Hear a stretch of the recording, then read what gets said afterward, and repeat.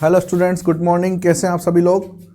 हम लोग hydrogen bonding पढ़ रहे थे बच्चों, और हाइड्रोजन बॉन्डिंग में हम लोगों ने जो है उसके प्रकार तक पढ़ लिया है। ठीक है, दो तरह के प्रकार होते हैं, उसके दो तरह के टाइप्स होते हैं, एक इंटरमोलिकुलर और एक इंट्रामोलिकुलर हाइड्रोजन बॉन्डिंग। इंटरमोलिकुलर में दो अलग होते हैं, एक होमोमोलिक्यूल और एक हेटेरोमोलिक्यूल। ये सारी चीज़ें हम लोग पढ़ चुके हैं। ठीक है, अब जो अगला टॉपिक आएगा वो आएगा हमारा कि हाइड्रोजन बॉन्ड जो होता है फिजिकल प्रॉपर्टीज को कैसे अफेक्ट करता है। ठीक है, अफेक्ट ऑफ फिजिकल प्रॉपर्टीज। ठीक है,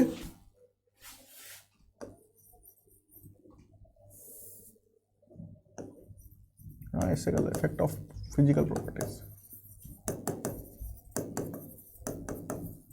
सबसे इंपॉर्टेंट बात तो इसकी एक ही होती है बच्चों, क्या कि यहां पर ये सबसे ज्यादा सोलिबिलिटी को इफेक्ट करता है, सोलिबिलिटी को इफेक्ट करता है। मैंने आप लोगों को पढ़ाया था, है ना, कि पोलार मॉलिक्यूल पोलार में घुलता है, non polar molecule non polar में घुलता है। लेकिन कई मॉलिक्यूल ऐसे भी हैं जो पोलार के साथ में, कई नॉन पोलार मॉलिक्यूल ऐसे भी हैं जो पोलार के साथ में हाइड्रोजन बॉन्डिंग बनाकर सोलिबिलिटी शो करते हैं, जैसे कि सम कार्बनिक कंपाउंड या फिर organic compound. Some organic compounds like alcohol. अगर आप एल्कोहल को देखोगे बच्चों, तो आप एल्कोहल को ध्यान से देखो, तो एल्कोहल कल भी मैंने बताया था कि इस तरीके से स्ट्रक्चर रखेगा। ठीक है, और अगर मैं इसको घोलना चाहूं किसमें, पानी में, some organic compound like alcohol dissolve in water. And इसके पीछे सबसे बड़ा रीजन है हाइड्रोजन बॉन्डिंग का। इसके बीच में सबसे बड़ा रीजन क्या है, हाइड्रोजन बॉन्डिंग का। कैसे कि पानी जो होता है उसका स्ट्रक्चर इस तरीके से होगा। ठीक है, तो यहां पर कंडीशन फुलफिल हो रही है, हाइड्रोजन मो इलेक्ट्रोनेगेटिव एटम के साथ अटैच है, कल मैंने बताया था। और इन दोनों के बीच में यहां पर क्या हो जाती है, हाइड्रोजन बॉन्डिंग हो जाती है। इस हाइड्रोजन बॉन्डिंग होने की वजह से यहां पर ये क्या होता है, सोलिबिलिटी इफेक्ट दिखाता है। ठीक है, कि एक नॉन पोलार मॉलिक्यूल किसमें डिजोल्व होता है, molecule dissolve in polar molecule due to hydrogen bonding. एक हाइड्रोजन बॉन्डिंग की वजह से यहां पर ये इसमें डिजोल्व हो जाएगा। ठीक है, जैसे कीटोन है, एल्केन है, ये डिजोल्व नहीं होंगे लेकिन ये डिजोल्व होगा। ठीक है, कीटोन, एल्केन, ईथर डिजोल्व नहीं होंगे, लेकिन ईथर में भी एक है कि जो डिजोल्व हो जाता है। कौन सा, dimethyl ether.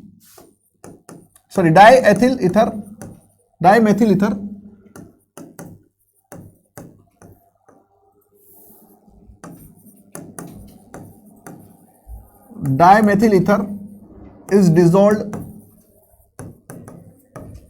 in H2O, but ketone, alkane and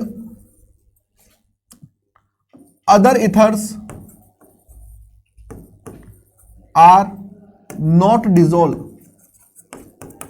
or partially dissolved। ठीक है, तो डाइमेथिल ईथर जो है पानी में घुल जाता है, वहां पर भी क्या होता है, हाइड्रोजन बॉन्डिंग इफेक्ट होता है। ठीक है, अगर हम लोग देखें कि एल्कोहल और ईथर दोनों में से कौन ज्यादा सोल्यूबल होगा, कौन ज्यादा सोलिबिलिटी दिखाएगा, तो एल्कोहल और ईथर में से ज्यादा सोलिबिलिटी दिखाएगा आपको एल्कोहल।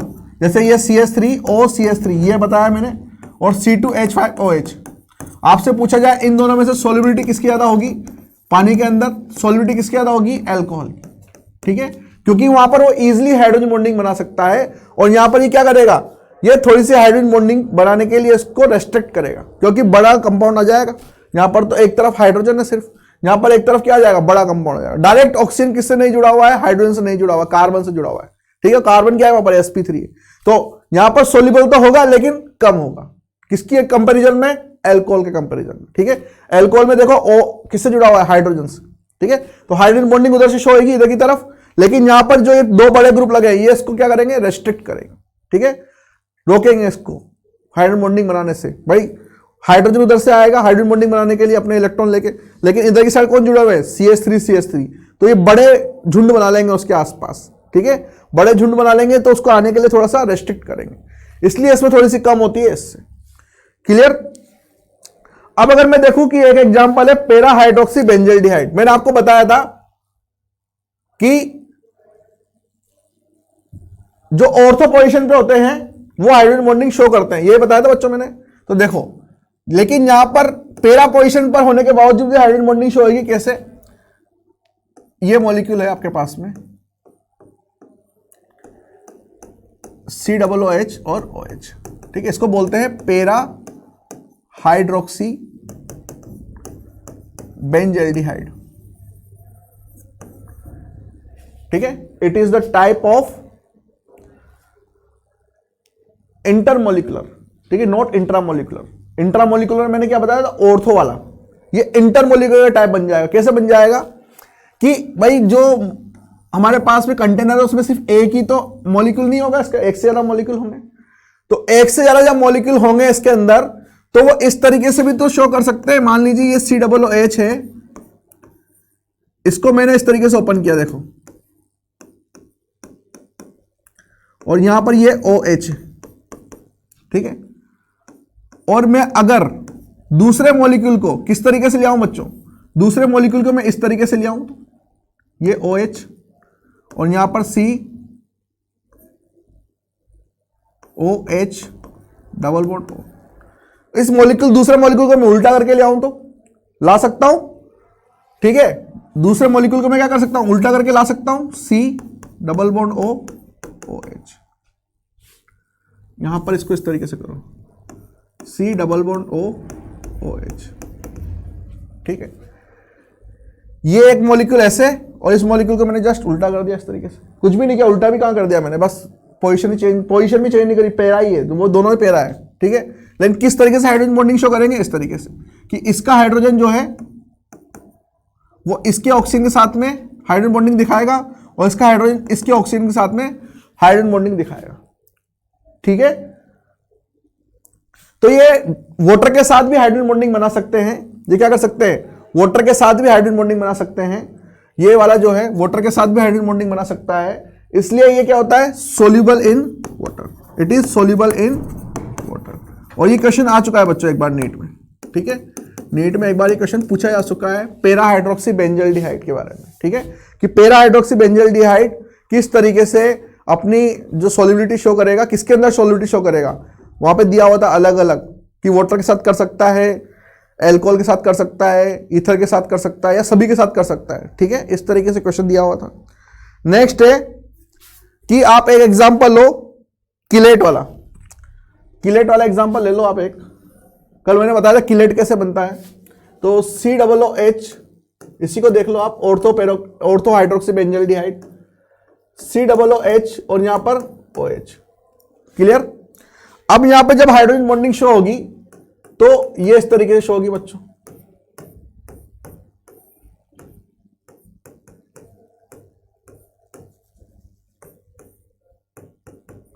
इन दोनों के बीच में यहां पर हाइड्रोजन बॉन्डिंग शो होगी, ठीक है। ये सब जो एग्जांपल हम लोग अभी तक देख रहे हैं, ये किसके एग्जांपल देख रहे हैं, ये देख रहे हैं हम लोग इंटरमोलिकुलर के, इंटरमोलिकुलर हाइड्रोजन बॉन्डिंग के। और ये वाला जो है ये है इंट्रामोलिकुलर हाइड्रोजन बॉन्डिंग। तो इंट्रामोलिकुलर हाइड्रोजन बॉन्डिंग में आप देखो कि मैंने एग्जांपल लिया किसका, पेरा हाइड्रोक्सी बेंजल्डिहाइड का।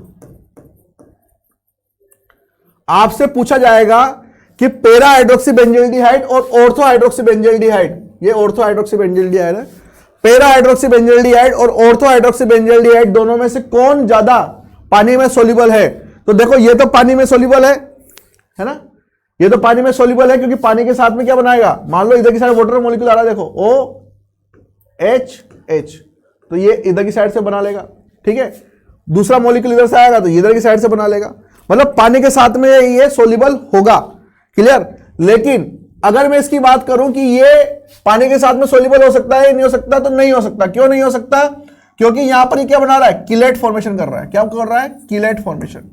किलेट फॉर्मेशन करने की वजह से कि जो हाइड्रोजन जो पानी का है वो यहां पर अंदर एंटर नहीं हो सकता, ये एक तरीके से रिंग बना लेते हैं, ठीक है। तो वहां पे ऑक्सीजन और हाइड्रोजन यहां पर इसको तोड़ नहीं पाएंगे, एक इस अट्रैक्शन फोर्स को तोड़ नहीं पाएंगे, इसलिए यहां पर क्या हो जाएगा, हाइड्रोजन बॉन्डिंग नहीं, मतलब वाटर के साथ में हाइड्रोजन बॉन्डिंग नहीं होगी। इंटरनल हाइड्रोजन बॉन्डिंग तो हो रही है, बट वाटर के साथ में हाइड्रोजन बॉन्डिंग शो नहीं होगी, इस वजह से जो सॉल्युबिलिटी होगी पानी के साथ में वो कम होगी।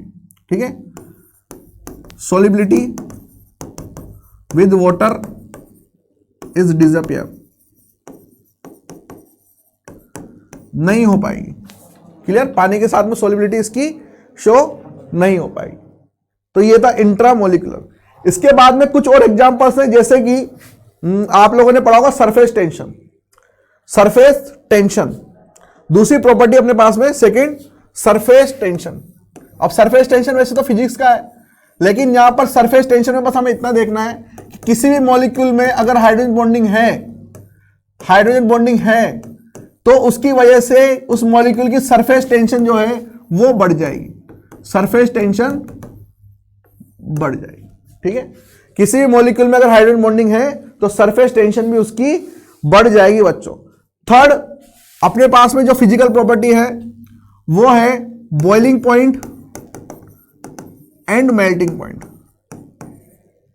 बॉइलिंग एंड मेल्टिंग पॉइंट, तो ध्यान रखना, अगर मॉलिक्यूल के अंदर हाइड्रोजन बॉन्डिंग हो रही है, वो मॉलिक्यूल अगर हाइड्रोजन बॉन्डिंग में पार्टिसिपेट कर रहा है तो उसकी वजह से उसके boiling point and melting point भी इंक्रीज हो जाएंगे। बॉइलिंग पॉइंट और मेल्टिंग पॉइंट में अचानक वहां पर इंक्रीमेंट आपको देखने को मिलेगा। कुछ एग्जांपल्स मैं आपको करा रहा हूं, जैसे H2O, CH3OH और CH3OCH3। जितना ज्यादा हाइड्रोजन बॉन्डिंग का एक्सटेंट होगा उतना ज्यादा वहां पर बॉइलिंग पॉइंट मेल्टिंग पॉइंट बढ़ेंगे। जैसे आपसे पूछा जाए, ये ईथर है, ये अल्कोहल है और ये वाटर है, इन तीनों में से सबसे ज्यादा मेल्टिंग पॉइंट बॉइलिंग पॉइंट किसके होंगे? तो सबसे ज्यादा हाइड्रोजन बॉन्डिंग कहां होगी? सबसे ज्यादा हाइड्रोजन बॉन्डिंग होगी पानी के अंदर, ज्यादा एक्सटेंट में। उससे कम अल्कोहल, फिर सबसे कम किसमें होगा? ईथर में। तो यहां पर जैसे जैसे हाइड्रोजन बॉन्डिंग का एक्सटेंट बढ़ता जाएगा वैसे वैसे boiling point and melting point भी बढ़ते जाएंगे। तो hydrogen bonding is directly proportional to the melting point and boiling point। Melting point और बॉइलिंग पॉइंट यहां पर बढ़ जाएंगे, किसकी वजह से? एक्सटेंट ऑफ हाइड्रोजन बॉन्डिंग की वजह से। क्लियर बच्चों? अब जैसे आपसे पूछा जाए कि NH3 HF एंड H2O, इन तीनों में से किसका बॉइलिंग पॉइंट मेल्टिंग पॉइंट सबसे ज्यादा होगा? तो सबसे ज्यादा मेल्टिंग पॉइंट बॉइलिंग पॉइंट किसका होगा? जिसमें सबसे ज्यादा एक्सटेंट में हाइड्रोजन बॉन्डिंग बन रही होगी। ठीक है, तो आप अगर यहां पे तीनों में देखोगे तो सबसे ज्यादा हाइड्रोजन बॉन्डिंग इसमें बढ़ती है। ठीक है, तो सबसे ज्यादा हाइड्रोजन बॉन्डिंग पानी में होती है, फिर HF में, फिर नाइट्रोजन, फिर NH3 के अंदर। ठीक है, तो जिस जैसे जैसे एक्सटेंट ऑफ हाइड्रोजन बॉन्डिंग बनेगा, extent of hydrogen bonding increase, then boiling point and melting point also increase. ठीक है, तो जैसे जैसे आप ग्रुप देखोगे, मतलब एक ग्रुप के अंदर देखोगे तो NH3 का मेल्टिंग पॉइंट बॉइलिंग पॉइंट ज्यादा होता है, जबकि ऊपर से नीचे आते हैं तो मेल्टिंग पॉइंट बॉइलिंग पॉइंट क्या होता है?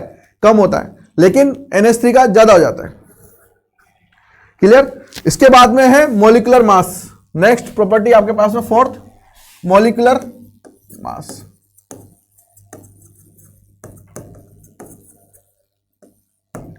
अगर आप CH3COOH को देखो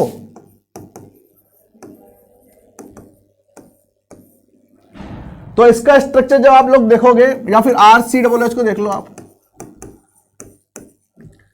RC डबल बॉन्ड OH, इस तरीके। ठीक है, जब किसी भी कंटेनर के अंदर ये एसिड भरा जाएगा, ठीक है, RCOOH CH3COOH, ठीक है, जब भी कार्बोक्सिल एसिड भरा जाएगा तो उसके जो मॉलिक्यूल हैं वो आपस में कॉम्बिनेशन करने की कोशिश करेंगे। वो आपस में क्या करेंगे? कॉम्बिनेशन, कंबाइन होने की कोशिश करेंगे। कंबाइन होने की कोशिश क्यों करेंगे? क्योंकि दो मॉलिक्यूल के बीच में यहां पर क्या होगा? हाइड्रोजन बॉन्डिंग शो होगी। दो मॉलिक्यूल के बीच में हाइड्रोजन बॉन्डिंग शो होगी। इसी वजह से जैसे CH3COOH जो है उसका मॉलिक्यूलर मास जस्ट क्या हो जाता है? डबल हो जाता है। मॉलिक्यूलर मास क्या हो जाता है? जस्ट डबल हो जाता है। क्यों डबल हो जाता है? क्योंकि वहां पर वो क्या शो कर रहा है? हाइड्रोजन बॉन्डिंग शो कर रहा है। दो मॉलिक्यूल आपस में क्या कर रहे हैं? हाइड्रोजन बॉन्डिंग शो कर रहे हैं। देखो किलेट फॉर्मेशन हो रहा है। किलेट फॉर्मेशन हो रहा है, इसका मतलब जुड़ रहे हैं। इसका मतलब ये डाई मॉलिक्यूल बना रहे हैं। क्या बना रहे हैं? Di molecule.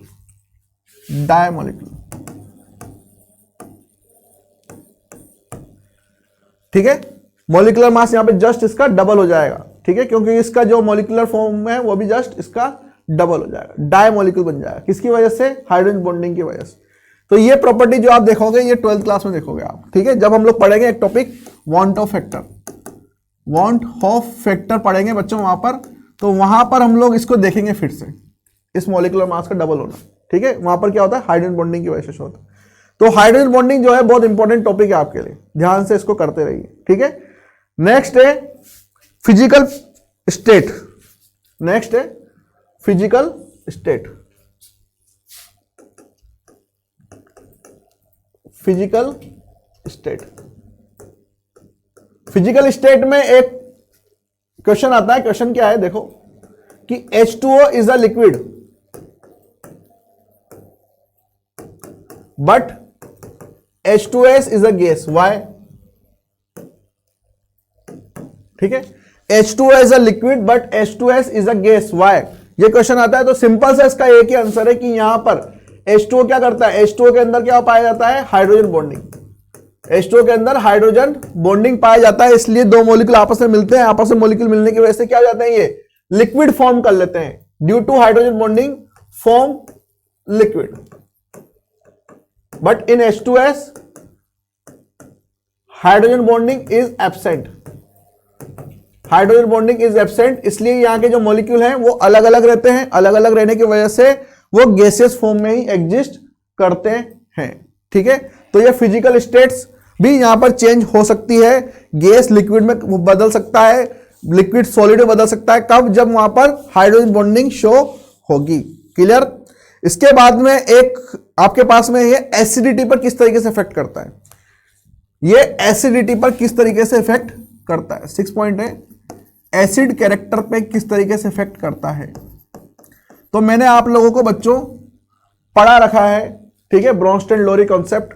ब्रोंस्टेन-लोरी ये बोलता है कि किसी एसिड का अगर conjugate base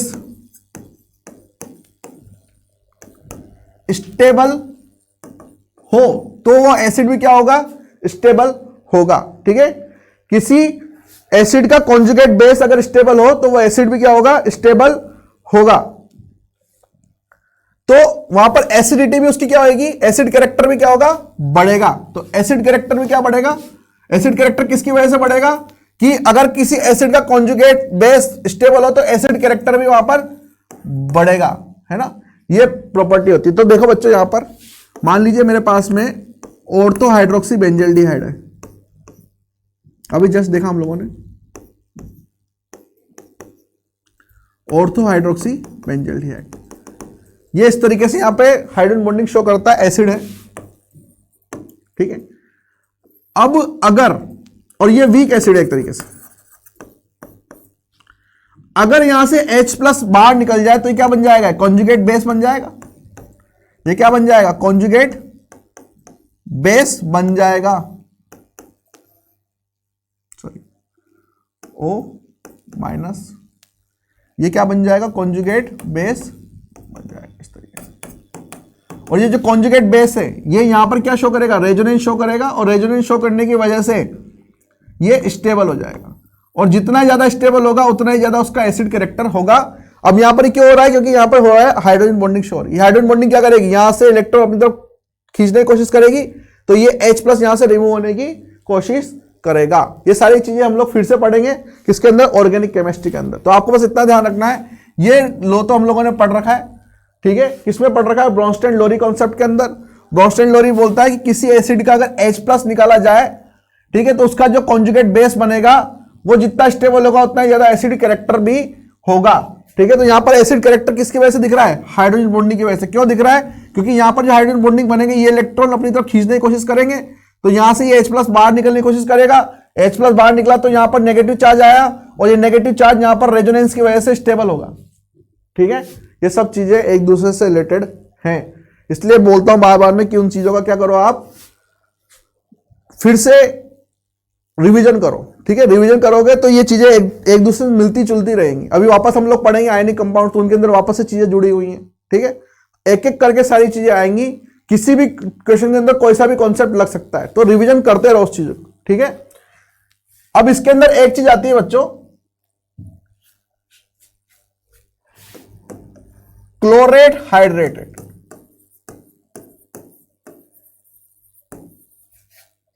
stability of chlorate hydrated.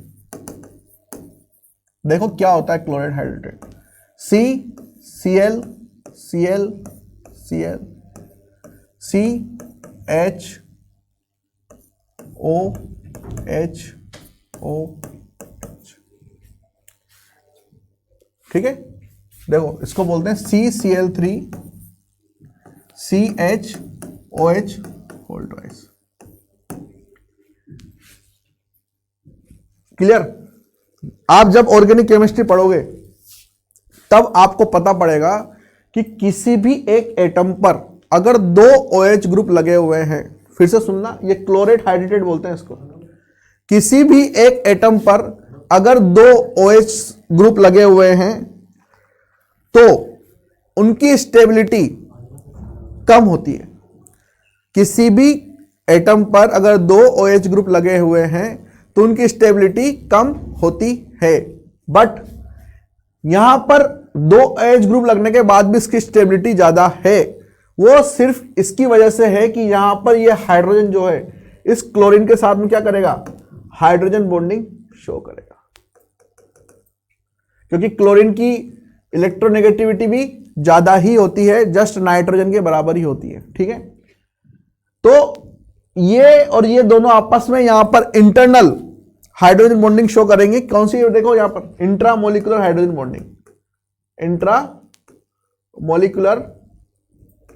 Hydrogen bonding यहां पर ये शो करेंगे। इस वजह से इसकी स्टेबिलिटी क्या है, इंक्रीज हो जाएगी, stability increase due to intramolecular hydrogen bonding. तो ये क्वेश्चन आता है और बहुत इंपॉर्टेंट क्वेश्चन है कि क्लोरेट हाइड्रेट की स्टेबिलिटी को आप कैसे डिफाइन करोगे। क्लोरेट हाइड्रेटेड की स्टेबिलिटी को आप कैसे डिफाइन करोगे, तो किसके थ्रू डिफाइन करोगे, हाइड्रोजन बॉन्डिंग के थ्रू डिफाइन करोगे, ठीक है। क्यों, क्योंकि एक ही एटम पर 2 OH ग्रुप अगर किसी के पास लग जाते हैं किसी मॉलिक्यूल में तो उसकी स्टेबिलिटी खतरे में पड़ जाती है, स्टेबिलिटी कम हो जाती है। लेकिन यहां पर स्टेबिलिटी इंक्रीज हो रही है उल्टी। क्यों इंक्रीज हो रही है, क्योंकि यहां पर क्या हो रहा है, हाइड्रोजन बॉन्डिंग हो रही है इसके H और इसके क्लोरीन के बीच में, इसके H इसके क्लोरीन के बीच में, और एक्सटेंड भी ज्यादा हो रहा है, 2 हाइड्रोजन बॉन्डिंग बन रही है एक ही मॉलिक्यूल के अंदर, तो इसकी स्टेबिलिटी क्या हो जाएगी, इंक्रीज हो जाएगी। क्लियर। तो ये सारे पॉइंट्स जो थे आपको याद करने हैं बच्चों, ठीक है, एक एक करके सारी चीजें बहुत इंपॉर्टेंट है ये। इससे रिलेटेड क्वेश्चंस आप लोग कर सकते हो, मैं शीट आपको 1-2 दिन में दिलवा दूंगा, ठीक है। आप इनको देखते रहिए, करते रहिए। कल हम लोग मिलते हैं आयनिक कंपाउंड के साथ में, आयनिक कंपाउंड और उसके अंदर फेजांस रूल 2 ये, और फिर उसके बाद में बेंड्स रूल, ड्रैगो रूल ये बच रहा है। 3 लेक्चर मुझे मुश्किल से लगेंगे और चैप्टर हमारा हो जाएगा खत्म, ठीक है। आज के लिए बस इतना ही। Thank you very much.